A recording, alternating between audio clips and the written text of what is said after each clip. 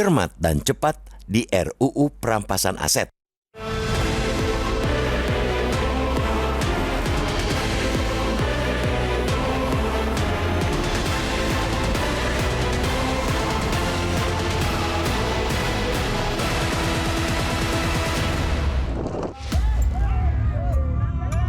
Pemberantasan korupsi di Republik ini seolah berjalan di tempat, bahkan cenderung mundur. Kendati drama penangkapan dan operasi tangkap tangan OTT silih berganti dilakukan, penjara semakin sesak oleh para penjahat kerah putih. Praktek korupsi terus saja beranak pinak. Premis itu bukan berdasarkan asumsi, bukan pula mengada-ada.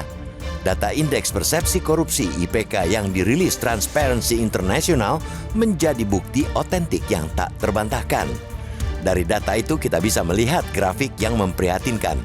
Dari capaian skor tertinggi 40 pada 2019, terjun bebas ke angka 34 pada 2022 dan bertahan di angka yang sama pada 2023.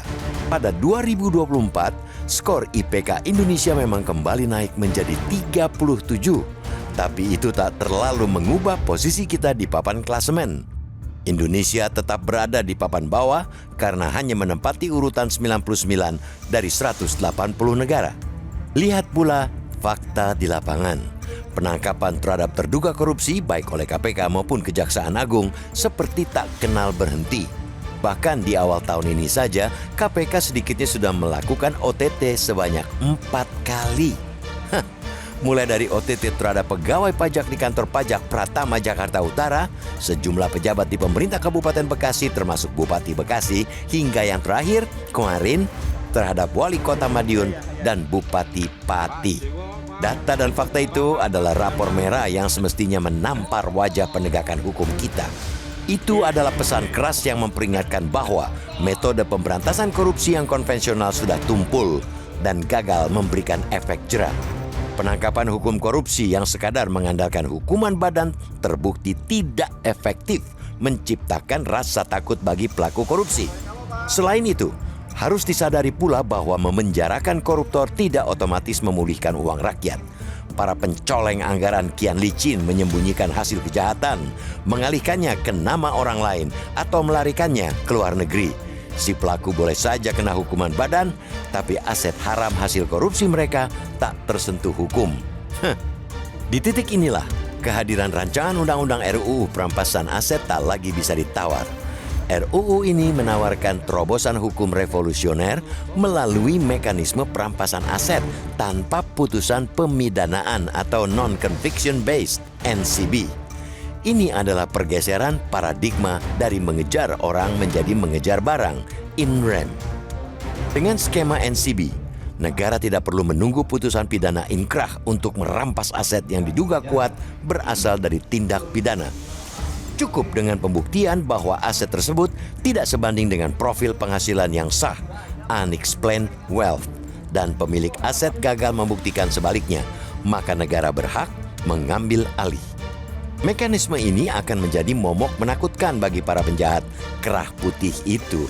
Akan tetapi, kita juga tidak boleh naif dan menutup mata terhadap potensi bahaya yang menyertainya. Memberikan kewenangan super kepada negara untuk merampas aset warga negara tanpa putusan pidana adalah langkah yang berisiko amat tinggi jika tidak dipagari dengan aturan main yang ketat. Tanpa mekanisme kontrol yang rigid, bilet ini berpotensi menjadi pedang bermata dua. Harus kita akui bahwa ada kekhawatiran rancangan undang-undang ini bisa menabrak hak asasi manusia, HAM, khususnya hak kepemilikan dan asas praduga tak bersalah. Pun ada ketakutan instrumen hukum ini dapat disalahgunakan sebagai alat politik untuk memiskinkan lawan tanpa proses peradilan yang adil. Belum lagi soal kesiapan integritas aparat penegak hukum kita. Jangan sampai aset yang dirampas justru menjadi bancakan baru. Karena itu, sikap editorial ini jelas.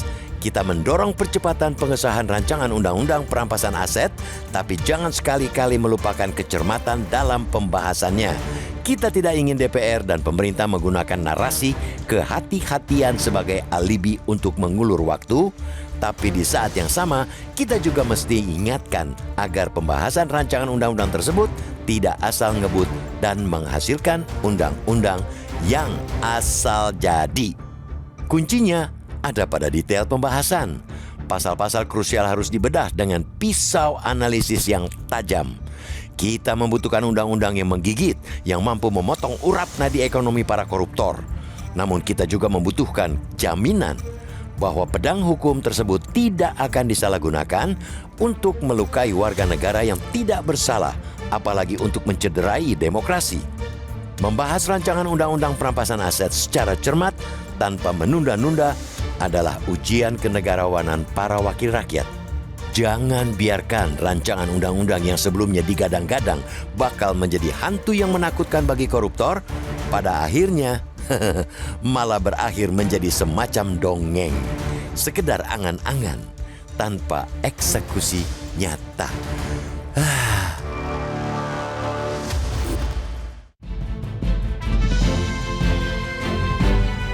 Download Metro TV Extend sekarang.